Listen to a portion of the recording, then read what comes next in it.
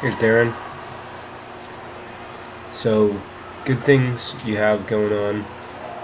Nice long reach forward, smooth breathing, pretty good body position. Your hips and legs are slightly low, not terribly, just a little bit low, and head position is just slightly high. So right now the water is hitting your forehead as you're moving forward, and maybe if you could look down a little bit so that the water is hitting the crown of your head a bit more, that may help slightly with hip and leg position, raising them up just a bit. When you go to the underwater section, you can see it's not terribly pronounced, but it is something, when we're talking about every little thing adding up. Another thing you can see here is that your feet are pointed down towards the bottom of the pool. So a lot of long-time runners will have inflexible or tight ankles, and you can work on that by sitting back on your ankles, like a 20 to 30 second stretch there, rolling your ankles on the floor, as well as using fins occasionally in your swim workouts. And you don't have to kick terribly hard, but you do some kicking with the fin, and it should help somewhat with ankle mobility.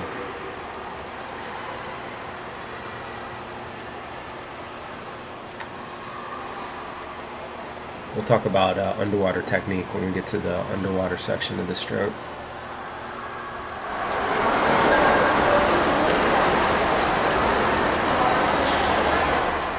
And then here what I'm looking at is streamline. Are your hips and legs staying in the same line as your upper body, and where your hands are entering when you're returning towards us. So streamline is good. There's a little bit of a kick out. It's called a scissor kick when you're turning to breathe. It's basically supporting the turn to breathe a bit. Again, it's a very minor issue.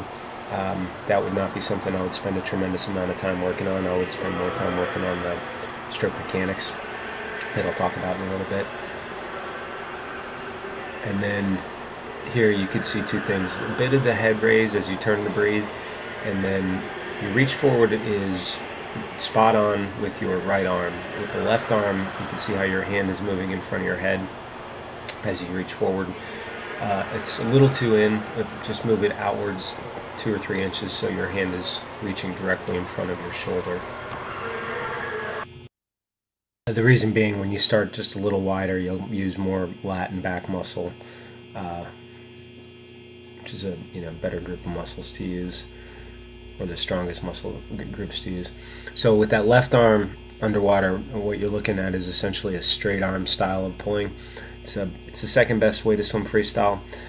What you want to move towards with that arm is the high elbow catch, where there's a clear delineation in angle between your upper arm and your forearm as you start moving through the stroke.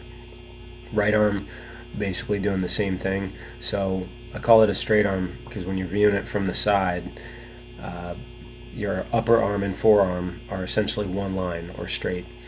And with the high elbow catch, the difference is that with the straight arm, the first third of the stroke, you're more or less pushing water down. If you can migrate towards a high elbow catch, more of that water will be pulled or pushed backwards, meaning your body's going to move forward more. So any improvement in that angle is going to translate into more momentum, provided the amount of force that you're using is still the same. So the high elbow catch is really initiated in the shoulder with that shoulder shrug or a shoulder roll motion, and then you would see a big difference in angle of upper arm and forearm, and I'll put a couple of slides at the end with examples of that. So here what we're looking at is the path or the line that you're pulling back and hand entry point. So like I said, with the left, it's in just a little bit straight in front of your head. Try to go in front of your shoulder, and the line you're pulling back, or the path you're pulling back with both arms, is good. More or less a straight line of pull backwards. So here, working on one arm, really trying to get the catch angle, and you can see you're getting some of the catch angle. See how that hand and forearm angle down prior to the upper arm really starting to move backwards through the water. So that's the key piece, and I know you were able to do it here, so hopefully you've been able to incorporate some of this into your swim training.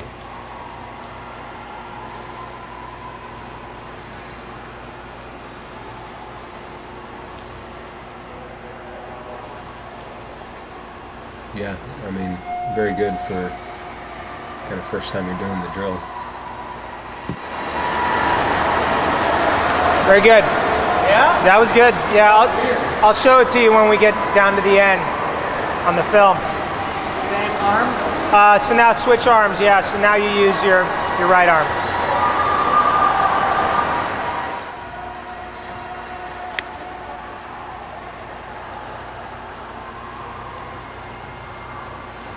And doing a pretty good job of getting it here as well. So you can see the difference if you were to look at this, how you're swimming, and then you go back and watch the first part of the swimming. Of course, it's going to feel a little awkward, and when you do it as a one-arm drill, it's not meant to be fast. It's meant to work on the technique and the form. Good.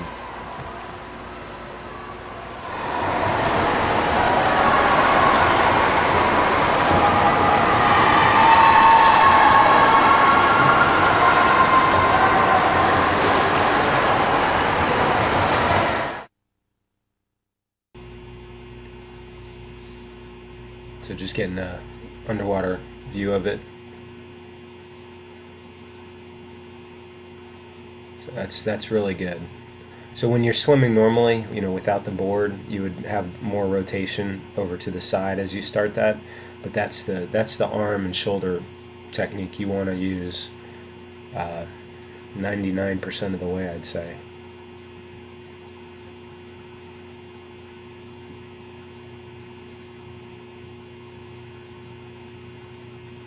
And that's pretty good with the right arm as well. So both arms, you're able to do it. It's just a matter of working that concept into your general practice and how you train.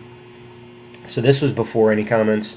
Good entry, nice long reach, pretty good rotation on the side, and then angle-wise, upper arm, forearm, really more or less straight line. So the difference will be getting that hand and forearm vertical in the stroke early, because it's not till about here that you're really moving the water backwards for the most part, right? Some of the water is going backwards because of momentum and in the first part of the stroke, but a lot of that water is just being pushed down, meaning it's not completely wasted energy, but there's a fair amount of wasted effort in this style of swimming.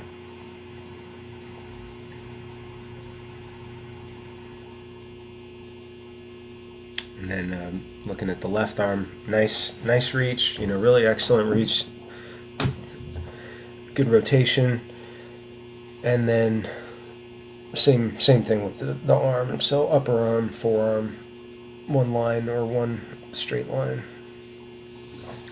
So after these last bit of slides, I'm going to put a couple of the slides of you doing the one-arm drill, and you can see the sort of pronounced difference between the strokes. Good push through, good finish. Hand is staying in the correct position. I don't see any issues there. So that's a good finish to the stroke. So this will look a little different when you're swimming without a kickboard and you're using both sides of your body to rotate, but good reach forward, and then right away you can see a difference in the angle of the forearm, and then very pronounced that difference in the angle. And this is not too extreme, so that hand and forearm are going vertical. Now the water, imagine arrows coming off that forearm going backwards. That's really what you want the front part of the stroke to look like.